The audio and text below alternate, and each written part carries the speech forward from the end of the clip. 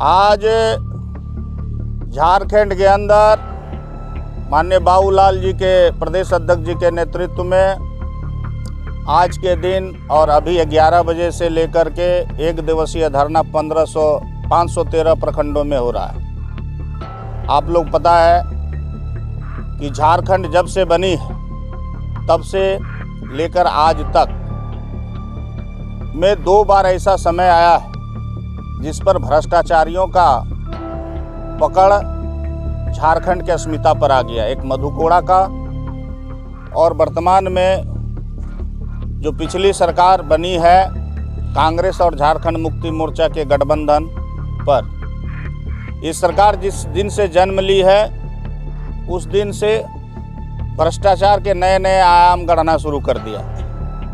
पत्थर का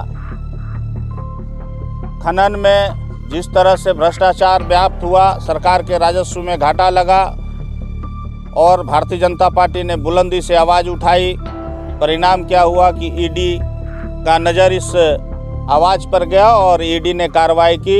झारखंड मुक्ति मोर्चा के बड़े बड़े दलाल आज जेल के सलाखों के भीतर है। इसी प्रकार झारखंड के पूर्व मुख्यमंत्री झारखंड मुक्ति मोर्चा के हेमंत सोरेन ने 8.5 एकड़ आदिवासी भाइयों का जमीन अपने गलत दस्तावेज और गलत नाम प्रस्तुत करके हड़पने का काम किया।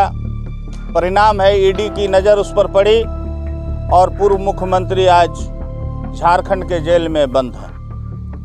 वर्तमान सरकार आप जेएसएससी का परीक्षा ली, हमारे युवा झारखंड प्रदेश के यह आस में थे कि बहुत दिनों के बाद एक बहाली आई है, हम अपने बूढ़े बाप का सेवा करेंगे, झारखंड के लोगों का सेवा करेंगे, सरकारी नौकरी में जाएंगे।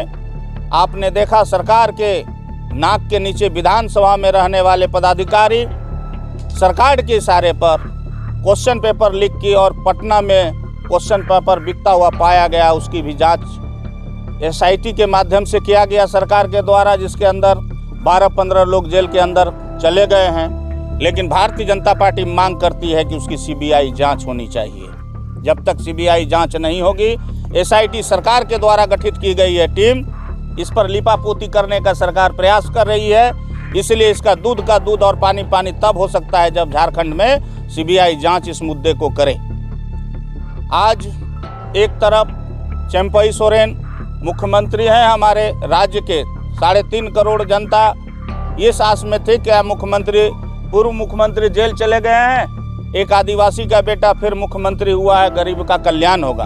आपने देखा कुर्सी संभालते ही बिजली में दर में अप्रत्याशित वृद्धि कर दी। आज गरीबों को जो आस था कि गरीब का कल्याण होगा, गरीब के ऊपर बिजली के नाम पर बोझ डाल दिया गया और दूसरे दरवाजे से तरह तरह के घोषणाएं, जैसे लगता है कि चुनाव में झारखंड मुक्ति मोर्चा आया हुआ है, सरकार नहीं चला रहा है, घोषणा करता है कि आए दिन हम ये कर देंगे वो कर देंगे।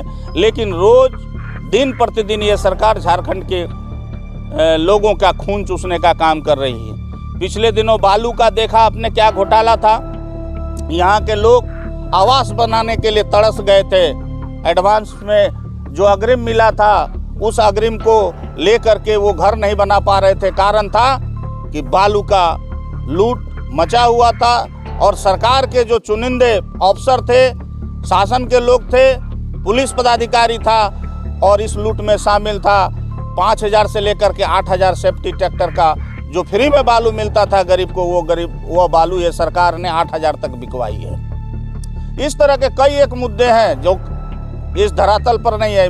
मनरेगा में इसी प्रखंड मुख्यालय में आप देखते हैं हजारों की संख्या में लाभुक यहाँ उपस्थित नहीं रहते। बिचौलियाँ का एक अंबार है, जैसे लगता है कि तालझारी नहीं, तालझारी एक मिनी पाकिस्तान बन गया है। यह बिचौलियावाद समाप्त करने के लिए भारतीय जनता पार्टी आज प्रखंड मुख्यालय पर सांकेतिक धरना दे रही है। पूरे प्रदेश नेतृत्व के आह्वान पर आज भारतीय जनता पार्टी के कार्यकर्ता सरकार को सचेत कर रही है। सरकार अपने रवैये से में बदलाव लाए, वरना 3.5 करोड़ जनता ये झारखंड में बदलाव करने के लिए तैयार है।